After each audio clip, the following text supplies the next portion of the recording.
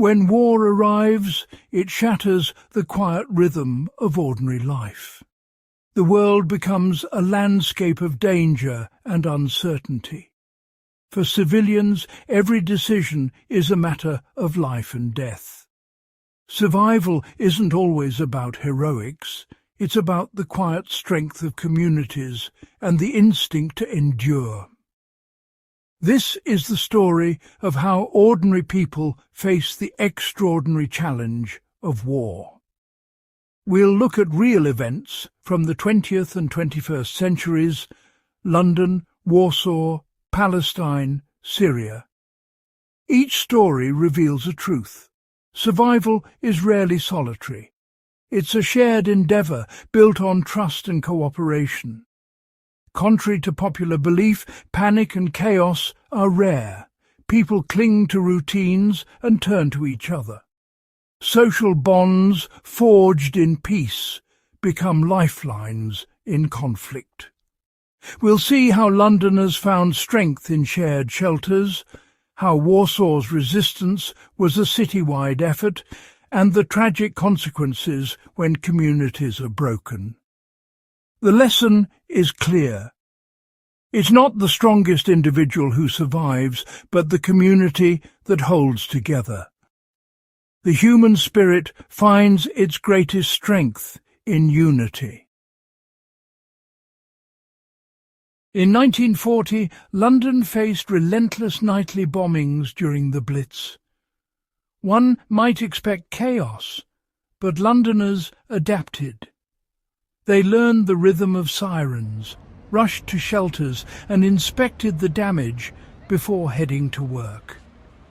The key to resilience was routine and community. People went to work, children attended makeshift schools, and pubs reopened after raids. Keep calm and carry on wasn't just a slogan, it became a way of life. The BBC provided trusted news, countering rumours and enemy propaganda. This shared information created unity and calm. Anderson shelters and underground stations became communal spaces where neighbours became family. They shared food, blankets, and comforted each other in the dark. Forced proximity strengthened social bonds. Londoners learned they were not alone in their fear. The community's resilience gave them strength to face each new day. Survival depended on trust, routine, and the support of others. In the face of destruction, London stood together. In 1944, Warsaw rose against Nazi occupation. The Warsaw Uprising was a citywide act of resistance, with civilians playing vital roles. Boy Scouts and Girl Guides delivered messages through dangerous routes. Women ran field hospitals. Workers built barricades and weapons. The entire city was mobilized. Survival depended on collective effort.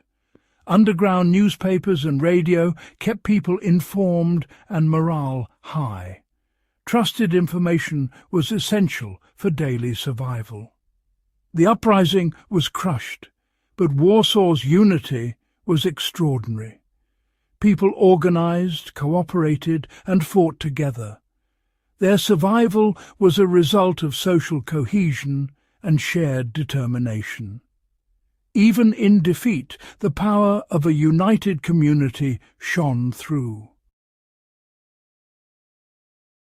In 1948, the Nakba forced over 700,000 Palestinians from their homes. Survival meant leaving everything behind and starting anew in refugee camps. Information was scarce. Confusion and fear reigned. Families were separated, villages emptied in hours. In exile, people sought out others from their village, forming support networks. These connections became crucial for survival and preserving identity. The village lived on as a social network among refugees. The Nakba shows how war destroys not just homes, but entire societies. When community is shattered, survival becomes a struggle for memory and identity. The Great Chinese Famine of 1959–61 was a catastrophe caused by policy and secrecy, not bombs. Tens of millions perished as hunger swept the countryside. The government's control of information left people isolated, unaware of the true scale. Communities at first tried to help each other, but as starvation deepened, trust eroded and social bonds broke down. Food was hidden, theft became common, and traditional village life crumbled. Extreme deprivation dissolved the ties that once held society together. People resorted to desperate measures to survive. The famine reveals a dark truth. Without information and shared struggle, society can disintegrate.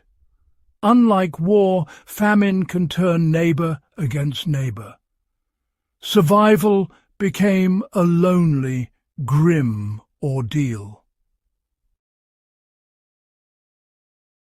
The Nigerian Civil War's blockade of Biafra turned war into a humanitarian disaster. Starvation was used as a weapon. Millions faced hunger and disease. Biafran authorities tried to organize food distribution and foster unity. Community kitchens and shared resources offered hope at first. But as famine worsened, official systems collapsed and black markets thrived. Inequality and desperation eroded trust and unity. The blockade showed the limits of community resilience without resources. When basic needs vanish, the social fabric tears.